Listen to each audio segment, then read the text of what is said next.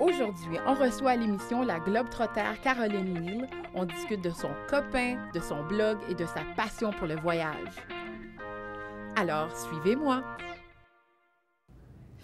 Alors, Caroline, comme tu sais, j'ai un gros girl crush sur toi. C'est assumé. Parce que, oui, c'est très assumé. Parce qu'on te voit souvent à la télévision, à TFO.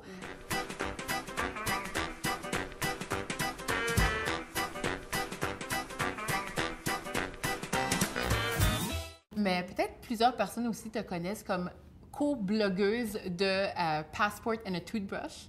Comment tu as trouvé le nom ou comment ton conjoint ou toi, parce que vous le faites ensemble, a trouvé le nom de ce blog?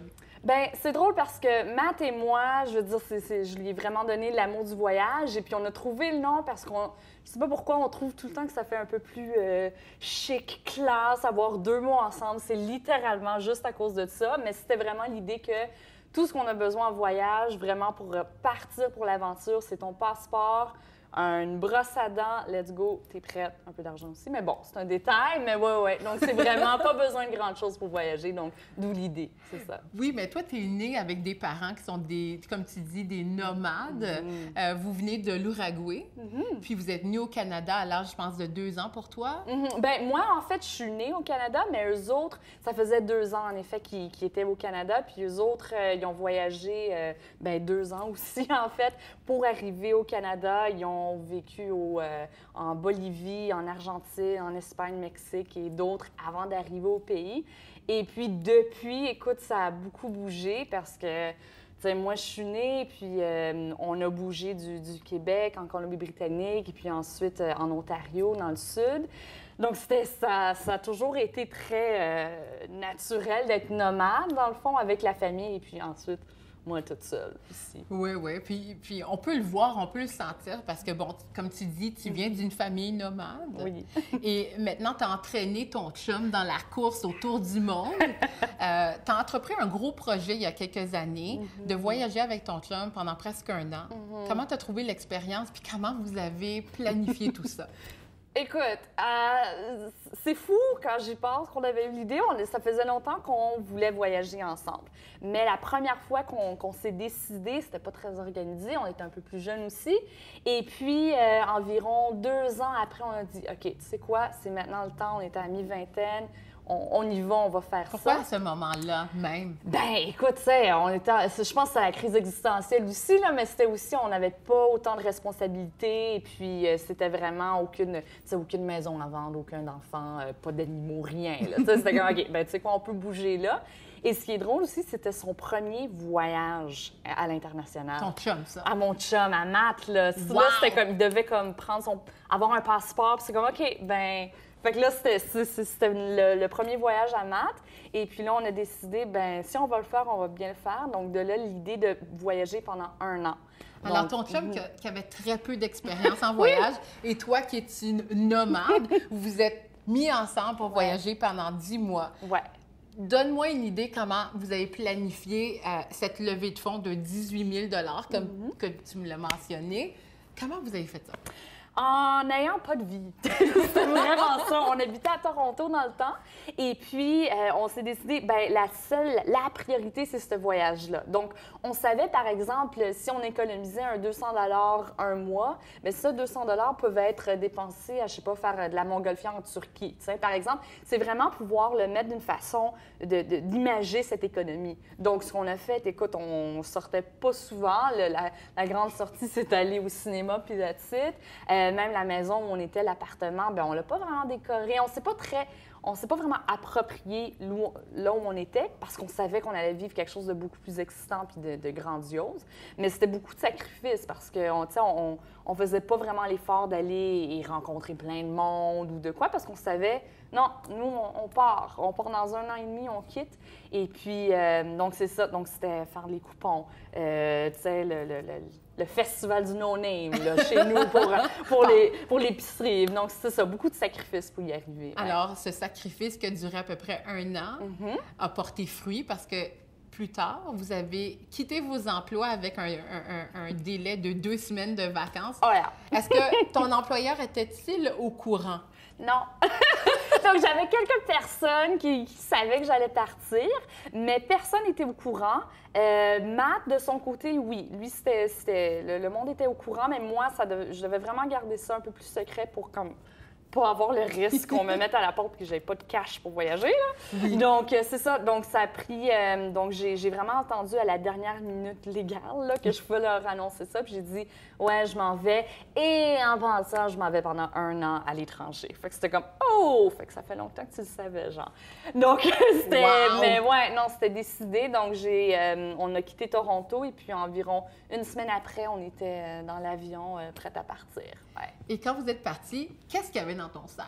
Ah, ben, oh my God, dans mon sac. Ah, ça, c'est... Mais c'est drôle, j'avais un... OK, c'est ridicule, là. Entre moi puis Matt, tu sais, il s'adapte très bien. Il est comme, go with the flow, là. Puis moi, j'aime ça être organisée. Je comprends le go with the flow, mais j'avais même un cartable pour notre itinéraire pour le premier mois. Puis... Comme à la 2e semaine, je sais pas, c'était à la poubelle, là, parce que j'avais ça dans mon petit backpack, ça, c'était très important. Mais la planification était essentielle parce que vous partez pas pour 2 semaines ou 1 semaine, c'était vraiment 1 an, presque 1 an.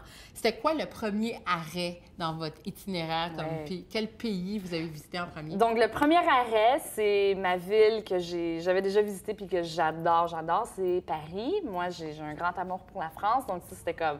OK, on va commencer ça. C'est excitant avoir des billets one way pour la France, puis that's it, là. One way? Oui, c'était one way, parce qu'on comprenait que oui, on a planifié un peu nos destinations, mais on comprenait qu'il y avait le risque que, ou bien on tombe en amour avec une ville puis on reste là. Il y avait toujours l'opportunité, ou bien de ne pas savoir exactement quand est-ce qu'on retourne. Fait que ça, on a commencé en France, et puis un peu l'Espagne, le Portugal, l'Europe de l'Ouest, puis ensuite vers l'Europe de l'Est, Bulgarie, Albanie, et puis ensuite vers le Moyen-Orient, donc Israël, Jordanie, Turquie, pour terminer en Asie, donc Népal, Thaïlande, Cambodge. Ouais. Puis sur les médias sociaux, on a vu des photos cocasses. Tu as partagé au quotidien votre vie sur votre plateforme, votre site web, puis également sur Facebook. Puis vous avez eu un succès en Bulgarie avec une publication. Oui, c'était ridicule. Pour toi? Oui, pour moi. Je veux dire, comme merci Bulgarie. Mais c'est ça, c'était un post sur Sofia, qui est la capitale de la Bulgarie. Et puis, une ville vraiment le fun aussi. Puis on a bien aimé ça. Puis après un temps en Europe de l'Est, on a dit, tu sais quoi, c'est notre ville préférée en Europe de l'Est. C'est des grands mots, on n'a pas tout visité, mais quand même. Et puis, OK, post, that's it. Là, on était déjà en Turquie. Puis là, la fin de semaine, on a commencé à voir que ça rentrait. Surtout, ça commençait avec les likes sur Facebook. C'était genre 200 par jour. J'étais comme, OK, c'est un spam, là. On s'entend que ça se peut pas. Et puis là, c'était 18 000 impressions sur la page par jour. Là, c'était comme, OK, on n'avait jamais eu de l'attention de même. Et c'est ça. Donc, ça a juste été vraiment partagé, surtout à Sofia, puis ensuite un peu partout au pays. Et ça a été un succès monstre et tellement populaire qu'1 an après, donc quand on était déjà ici à Ottawa, ça a eu une autre vie. Oui, une autre vie. Là, ils nous ont même appelés pour aller faire un petit reportage aux nouvelles en Bulgarie. Donc, on a fait ça. C'est une entrevue Skype. On était... Tu sais, c'est comme vraiment une présence. Ouais, surréel, alors, absolument. Vous êtes vraiment populaire sur le web, puis on le voit. En Bulgarie, en tout cas. Mais ouais, non, ça a vraiment bien marché. Je pense qu'on a juste donné le goût au monde de voyager. Là, oui. C'est ça. Puis aussi, on vous trouve sur une montagne, une photo de toi avec ton chum, sur une montagne. Puis je pense que c'est la montagne Sofia. OK, oui, oui. Ben, il y en a des montagnes. Il y en Des a montagnes, beaucoup. Des montagnes, il y en a Oui, oui. beaucoup, oui. Surtout que toi, tu as visité presque le tour du monde. Oui, ben, en Bulgarie, on a fait beaucoup de randonnées, mais je dois dire, si je dois même penser à des randonnées, des monts, des vues préférées, ce serait absolument le Népal. Ça, c'était quelque part que, comme à Poon Hill, ça, c'est le sommet de la montagne préféré à moi, ça, c'est clair. Là. Puis, mais ouais, juste des moments comme ça, on a pu tu sais, les partager sur les médias sociaux. C'était vraiment spécial de pouvoir, tu sais, juste penser au fait que je suis comme middle of nowhere, puis je peux le partager avec du monde chez nous ou bien De partout. de partout, c'est ça, de partout. Donc c'est ça, mais il y avait beaucoup d'exploits, oui, absolument. Un de vos exploits que j'ai trouvé vraiment fascinant, c'est que vous faites du work and stay. Alors, vous travaillez puis vous restez quelque part. Ouais. Est-ce que c'est une manière d'économiser ou c'est vraiment une manière d'aider les gens? C'est les deux, absolument. C'est clair, on ne peut pas le nier que c'est une façon d'économiser. Alors, ces genres de programmes, il y en a un peu partout dans le monde, incluant au Canada aussi. Donc, c'est vraiment l'idée que tu voyages quelque part, ça peut être une auberge, ça peut être une école, n'importe quoi, et tu donnes de ton temps et en échange, tu reçois food and board. Donc, ce qui est le fun avec ça, nous, on a décidé, bien, c'est une bonne idée de visiter aussi des coins un peu plus cachés, disons, plus rurales. Donc, par exemple, comme en Turquie, ce qu'on a fait, c'est ça. On a resté dans une ferme bio et puis on a resté à faire du bénévolat dans la ferme. On connaissait à rien de ce qu'on faisait, mais on aidait. On a fait des maisons en bout puis fait de la récolte, là, mais c'était super le fun. Puis en échange, c'est ça, on est resté. Mais ce qui est le fun aussi, c'est juste l'échange culturel. Tu restes vraiment avec du monde que souvent on ne va pas parler anglais, donc c'est un bel échange. Puis on a continué ça. On en a fait en Portugal, puis dernièrement en Thaïlande aussi. En Thaïlande. Oui. En Thaïlande, c'est un de tes coups de cœur que tu aimes beaucoup. Puis vous êtes resté là 3 mois. Pourquoi vous avez un amour fou pour la Thaïlande? Puis il y a énormément aussi sur votre blog, également vos plateformes sociales, des vidéos puis des photos sur la Thaïlande. Oui. La Thaïlande, c'est spécial parce que, je veux dire, ça a déjà une réputation comme genre la Mecque des backpackers. Donc, on voit beaucoup de Britanniques et Australiens, beaucoup de Canadiens aussi, que s'ils veulent partir en voyage pour la première fois, faire le backpack, bien, ils vont aller en Thaïlande. La Thaïlande a aussi une réputation vraiment de faire le party, mais nous, c'était vraiment l'idée, non, on veut le connaître un peu plus, donc c'est ça, on a pu découvrir quelque chose de nouveau en Thaïlande, puis je pense que c'est ça qui m'a ouvert le désir de la Thaïlande, c'est d'être quelque part de rural, découvrir quelque chose de le fun, le monde était le fun, c'est une belle ambiance, une belle nature, puis ça quand même m'a infecté cette Thaïlande-là, c'est de voir un autre côté de la Thaïlande populaire. Je pense que c'est ça qui m'a donné de quoi. Puis quand on le sent dans ton blog, on le sent sur les plateformes sociales. Ouais. Puis qu'est-ce qui m'a vraiment touchée, parce que moi, je voyage aussi, puis je suis sûre que nos téléspectateurs voyagent aussi, autant individuellement qu'en couple, c'est qu'on vit des moments petits cocasses. Ouais. Moi, j'ai un problème avec les toilettes, puis on dirait dans une de tes photos, tu as eu un problème avec les bidets. Oui, un problème qui s'est transformé en amour, je dois le dire. Là, tu sais, c'était juste, j'étais vraiment la Nord-américaine qui est comme, OK, ça, qu'est-ce que je fais avec? Puis quand j'ai découvert, je vais pas le dire en ondes, là, faites votre recherche Internet, là, c'est tellement joyeux, puis c'était juste des affaires comme ça, c'est comme qu'à la maison, du monde disait « Ah, c'est non bien weird, comme non, je vais pas essayer. » Mais tu sais, c'était juste comme quand j'ai découvert la joie du bidet, puis à quel point c'est comme « Ah, ben tu sais quoi, c'est comme ça qu'on le fait ici en Asie, ben je vais l'assumer, je vais vivre comme une locale. » Puis ça, c'était un exemple, là. Et écoute, j'aimerais investir dans un bidet ici au Canada. Ouais. Non, il y a plusieurs personnes qui en ont des bidets, même au Canada. Oui, mais c'est notre petit secret. C'est notre petit... Oh, d'accord. J'aime beaucoup ça, oui. Puis, vous avez même également fait un vidéo promotionnel pour, je crois, le Népal, dans un work and stay. Oui. Peux-tu m'en parler davantage? Oui, bien en fait, au Népal, on en a fait aussi en Thaïlande, comme le plus grand de notre travail a été fait en Thaïlande, par exemple. Mais c'est ça, donc c'était vraiment, on vivait dans un village qui s'appelle Khao Sok. Et puis, c'est un vidéo promotionnel pour, ils ont un peu un complexe comme d'infériorité, dans le fond, comparé à d'autres centres touristiques beaucoup plus populaires. Donc, nous autres, c'est juste pour dire, hey, ce qu'on a ici, c'est vraiment winner. Et donc, il faut être fier. Et puis, grâce à ça, en fait, on est retourné en Thaïlande cette année pour être hôte, pour animer un atelier en vidéo, mais en Thaïlande. Donc, on a pu retourner là où tout a commencé et montrer à des voyageurs d'ici, c'était plutôt des voyageurs de la région d'Ottawa, ces mêmes lieux en enseignant la vidéo puis le storytelling par la vidéo. Donc, le storytelling a vraiment été trouvé un peu partout, Thaïlande, Népal, Israël, un peu partout. Puis, j'ai remarqué également, quand vous partagez des beaux moments comme ça, il y a aussi des moments qui sont moins cocasses où ton copain, Matt, a perdu ses souliers. Oui, ça a vraiment l'air comme quelque chose qui a l'air pas grand-chose, mais ça nous a vraiment touché encore. Matt, il y avait ses souliers de hiking. OK, c'est pas grand-chose, mais tu sais quoi, ses souliers ont fait beaucoup de pas. Ouais. Puis c'était vraiment ses premiers souliers de voyage. Puis il y a un souvenir avec ça. Oui, il y a un souvenir avec ça. Et puis encore, on était à Kaosak à l'extérieur de chez nous. On restait dans une école, en fait. Là, je le dis, oui. C'est un logement. On squattait. Non. Et puis, c'est ça, il a laissé ses souliers à l'extérieur après une fête du village. Et puis, le lendemain, il y a vraiment la tradition en Thaïlande qu'on laisse les souliers à l'extérieur parce qu'on ne porte pas de souliers à l'intérieur. C'est vraiment interdit. C'est un manque de respect. On le voit très bien dans les photos. Vous êtes assis. Oui, tout le temps. C'est vraiment très sacré. Tout le temps. Puis j'aime cette habitude, en fait. Mais il a laissé ses souliers à l'extérieur, puis ils ont été volés.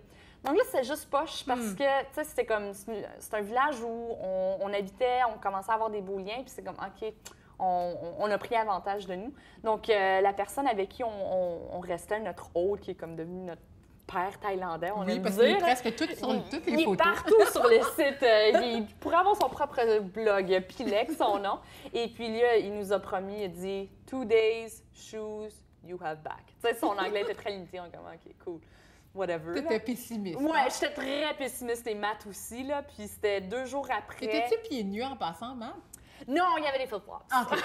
C'est bien correct. Mais c'est pas l'idéal. Pour aller à la montagne, c'est pas idéal. En effet. Donc, c'est ça. Donc, 2 jours après, secrètement, dans la voiture, il nous amène quelque part, dans une maison, dans le village. Il descend, puis on est comme, OK, on est où? Est-ce qu'on va souper là? C'est quoi?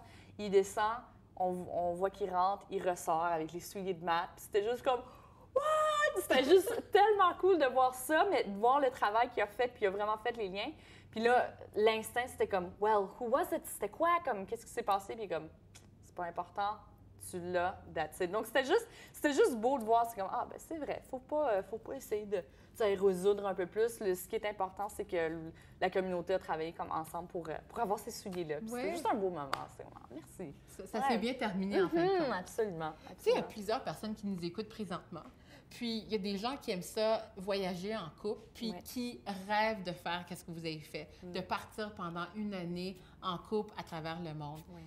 Qu'est-ce que tu les conseilles, puis par où commencer? Donc, premièrement, il faut juste comprendre c'est quel genre de voyage qu'on veut. Il faut comprendre que est-ce qu'on veut vraiment faire si c'est un voyage d'1 an, il faut comprendre, OK, est-ce que c'est sabbatique? Est-ce qu'on veut tout lâcher, tout vendre? Comme la maison. Comme la maison, c'est ça. L'emploi. Et c'est possible de le faire aussi à n'importe quel... Tu sais, nous, c'est un bon âge pour le faire, mais je vois du monde qui le font, qui sont un peu plus vieux, disons dans la quarantaine, cinquantaine, qui sont comme là, on le fait, ou avec des enfants même, je le vois. C'est possible. Il faut juste mettre ses priorités à bonne place. Donc, moi, la façon que je le fais, si c'est une grande aventure comme ça, bien, tu te dis, OK, on se donne une date. Et puis, c'est ça, la date, et on boucle le billet, parce que là, tu n'as plus le choix de partir. Oui, comme une date fixe. Ouais, pas j'aimerais ça faire ça, puis non. Ensuite, ouvrir son compte épargne, puis vraiment, nous, on sortait des économies directes. Donc, on ne le voyait pas sortir du chèque. De la paye. Oui, de la paye. Donc, c'était vraiment, je sais pas, disons, un 300 $ par paye, disons. Et puis, tu le vois jamais, dans le fond, parce qu'il va déjà dans l'épargne. Donc, ça, c'est une façon de le faire. Juste vraiment se mettre une liste de priorités et comprendre que si tu veux le faire, bien, il faut faire des sacrifices. Mais ça vaut tellement valoir la peine, on s'entend dessus. Effectivement. Toi qui as fait le tour du monde puis qui nous donne des trucs pour... on va faire un petit jeu. OK. Oh my God. Ah, le globe! J'aime ça. Alors, on va tourner la Terre. Puis là, il faut juste pas tomber dans l'océan. OK. OK, je dois... Oui. Là. Ah. Alors, est-ce que tu as déjà été dans ce pays qui est le... C'est la Géorgie. Non! Non? Puis c'est drôle parce que c'est un pays tellement random que je voulais aller. C'est à l'est de la Turquie. Quand j'étais vraiment plus jeune, je voulais vraiment y aller. Je sais pas pourquoi. C'était juste. Je me suis comme, j'ai jamais entendu parler de ça, je vais y aller. Tu sais, c'était vraiment mon. C'est un rêve. Ouais, puis ça n'a pas trop changé. Ouais. Ça veut dire que ça va être peut-être ton prochain voyage? Tu sais, pourquoi pas? Et. Deuxième. Ah, là, je suis dans l'eau. Dans l'eau, l'eau, ça va pas. Là, je suis dans la même région, Ouzbékistan. Non, je suis jamais allée. Là, ma réputation, elle va pas Ça fait bien. 2 pays. Ça fait 2 pays. Le troisième, il faut en parler à Matt avant. Ouais. Ah, ici, là, on est en Indonésie. Oui, Singapour, proche de Singapour. Ah, je suis jamais allée, puis on était supposé aller en Indonésie, en fait. Puis ça a été annulé, faute d'argent, puis de temps, là.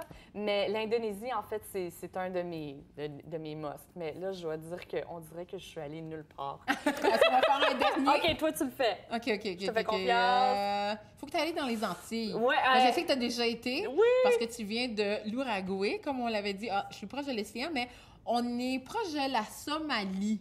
Afrique. Il y a beaucoup de Somaliens à Ottawa. Oui. Puis l'Afrique, je suis jamais allée, je le jure, j'ai voyagé. Je suis jamais allée en Afrique.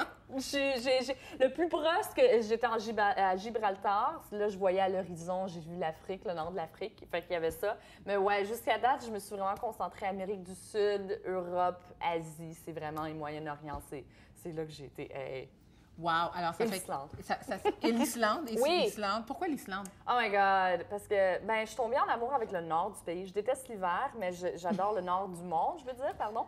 Et l'Islande, en fait, a vraiment une culture stylée, vraiment le fun, culturelle, musique. Il y a un énorme Airwaves. C'est un grand festival de musique en octobre.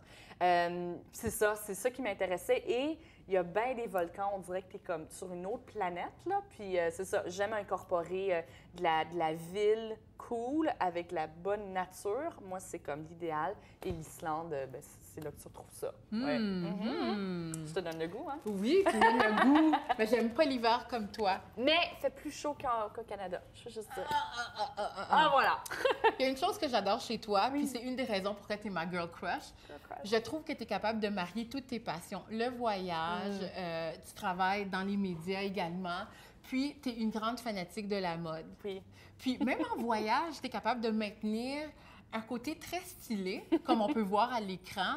Comment tu fais ça? Parce que moi, j'ai les cheveux montés, puis j'ai pas de maquillage, puis je suis moins girly. Comment tu fais ça? C'est drôle. C'est drôle parce que, comme, je pense que quelque chose d'important, c'est que je m'en fiche. Je dois le dire, là, parce que, tu sais, je porte vraiment pas de maquillage en voyage ni rien. Mais quand tu voyages pendant 1 an, par exemple, durant ce voyage-là, j'étais tannée d'avoir les mêmes vêtements, donc je me forçais à m'amener. Je suis comme, tu sais, t'es dans des environnements humides, etc. T'es comme, j'ai besoin de faire quelque chose. Donc, moi, ce que je fais, c'est que dans mon backpack, j'ai pas beaucoup d'affaires, mais j'ai des affaires qui peuvent bien se mélanger. Donc, des ensembles un peu plus simples, des couleurs simples, mais je suis très accessoire. Donc, des bandeaux. Ouais, des bandeaux, des bracelets. Ça c'était mes bracelets de voyage, j'en ai tout le temps. Mes boucles d'oreilles, ça, lunettes de soleil, ça, j'aime ça parce que c'est petit, je peux les mettre, mais je peux quand même garder ça simple. Puis j'aime adapter aussi. J'aime pas être à Paris ou à Reykjavik, en Islande, habillée en pantalon cargo. J'aime pas ça. J'aime pas ça. J'aime pas ça. Non. Mais nous autres, on aime une de tes photos qui était une très populaire. C'est une photo qu'on voit à l'écran. Oui. Une photo que tu es en train de prendre une photo à l'intérieur d'une lunette dont tu parlais tout à l'heure, que tu aimes les accessoires. Oui. Peux-tu nous donner un peu l'histoire derrière cette photo? Ah, j'aime beaucoup cette photo aussi. C'est les lunettes de mon chum, de Matt. Et puis, c'est à Paris. Donc, c'est dans notre première semaine de voyage. Et puis, moi, la France, je pourrais en parler pendant des heures. C'est vraiment une place vraiment spéciale pour moi.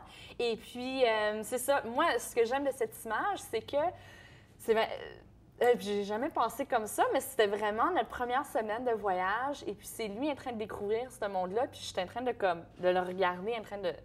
Tu sais, j'étais témoin de lui en train de voyager pour la première fois. Wow! Donc, c'était ça que... Ouais, j'ai jamais pensé à ça. Wow. Et puis, c'est juste beau à voir, de voir mon chum, de voir comme l'amour de ma vie en train de vivre quelque chose de beau. Donc, je pense que c'est pour ça que c'est une image qui me touche beaucoup, en train de voir comme, hey, on fait ça ensemble, puis c'est de voir sa vue un peu.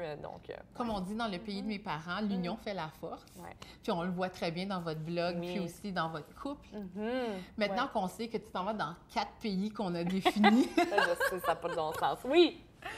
où sont les endroits que tu aimes voyager ici même dans la capitale nationale? Dans la région de la capitale, oh my God, ben j'aime beaucoup, j'ai redécouvert les quartiers, la vie de quartier. Ici, j'aime beaucoup le coin de Beechwood, Vanier, j'aime vraiment ça. Non, je vais pas dire Westboro, mais Hintonburg plutôt. Ça, j'aime beaucoup ça. Je trouve on est une ville avec tellement de bons restaurants, puis c'est ça qui est le fun. Et J'aime foodie aussi? Oui, non, j'aime manger, mais je veux pas te dire que je suis experte du tout. Là, On aime tous manger. Ouais, c'est ça. Je pense que c'est ça, là, mais j'aime quand c'est beau, ça, j'avoue. Et j'aime beaucoup me perdre à Ottawa. J'essaye encore de... Tu sais, moi puis Matt, on fait beaucoup de vélo. Donc, on aime ça, juste se promener en vélo, du street art, on aime beaucoup ça. Donc, si on peut trouver des murailles, écoute, c'est comme notre plaisir, c'est passer l'après-midi à prendre des photos. Là, on en voit beaucoup sur ton blog, puis aussi sur Facebook. Sur Instagram, écoute, c'est mon petit plaisir, mon nouveau plaisir caché, là. Ben, pas si caché que ça. Mais c'est ça, de me promener en ville avec Instagram, j'aime beaucoup ça aussi. Tu es une artiste dans l'âme, qui aime exploiter ses lieux, comme Ottawa, et également voyager. Ouais. Où tu te vois dans 5 ans avec toutes tes passions que tu as? Ouais, je veux dire, je travaille dans le domaine, c'est ça, je travaille dans le domaine des médias, puis je suis très chanceuse de voyager avec mon travail aussi. Je travaille surtout dans le secteur de téléséries documentaires, ce qui a toujours été quelque chose qui m'intéresse. Mais honnêtement, moi, je me vois, même avec ma petite famille, là, un jour, voyager. Tu sais, c'est comme, je trouve rien de plus cute puis joyeux de voir un petit enfant avec son petit backpack, là, mais je me vois continuer dans ça. Donc, travailler dans le domaine, continuer à travailler dans le domaine et voyager avec le travail, mais voyager, avec la petite famille aussi, ça, je le vois. Parce que tu l'as expérimenté. Ouais, c'est ça. On a même une photo de toi avec ta mère, ton frère et ta sœur dans l'avion. Oui! T'avais quel âge? Là, j'avais 2 ans et demi. Ouais, c'est ça. C'était ma première fois à aller en Uruguay avec eux. Et puis, c'était mon premier petit passeport et tout. Puis, je sais pas si c'est là que ça a commencé à piqûre, mais j'étais habituée aux avions très jeunes. Puis, je compte le faire avec mon futur aussi, là. Oui, absolument. Excellent. Alors, on te souhaite un beau voyage dans la vie avec Matt. Merci. Puis on va vous suivre davantage sur vos blogs. Puis on espère continuer à vivre votre passion avec vous, puis d'inviter d'autres personnes à voyager avec vous. Absolument, c'est très possible. Merci.